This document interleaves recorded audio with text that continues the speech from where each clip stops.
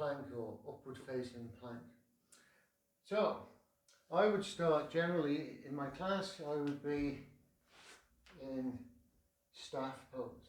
So that would be the legs are together, I'd lift any muscles up and away from my sit bones, and that just helps tip the sit bones up, and then lifting the spine, lifting up through the crown of the head, so pelvic floor lifted, tummy in, shoulders are relaxed, and the crown of the head is lifted, chin is level with the floor. So from here, I would say come back until you can bring your hands underneath your shoulders like this.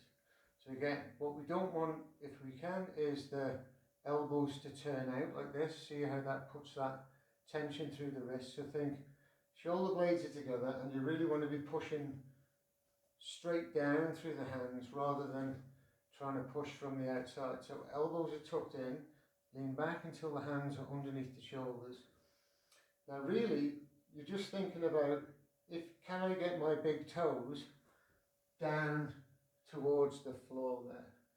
So if you, on an inhale, think push the toes down to the floor. In order to get the toes closer to the floor, you have to lift the hips and push into the hands and then lift the head. So now I'm pushing straight down through the hands, toes are moving down, tailbone is pushing up, and I'm looking up. And exhale, come down. So from staff, we find our structure, our strength through the legs, the lifting of the banders.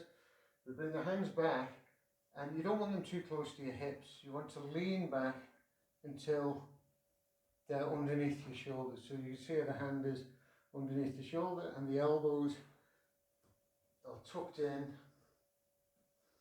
And then on an inhale, I'm thinking push the toes down as I push into the hands, and I'm tipping my tailbone up towards the ceiling. Inhale. So as I push the toes down, I lift the hips, push into the hands, lift the head, shoulder blades are squeezing together, big breaths. And exhale down. And then you could do a counter forward bend from there. But the hands come back underneath the shoulders. You want to be pushing down through the hands. So as you push down, it lifts the chest for you to have this nice balance that you can push down through the hand. Tipping the tailbone, the toes down as you lift the tailbone and push the hips up. So one more time. Inhale back. And exhale, toes under, lift the hips, push into the hands, and exhale down.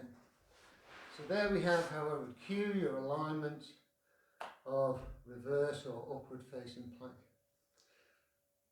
Namaste.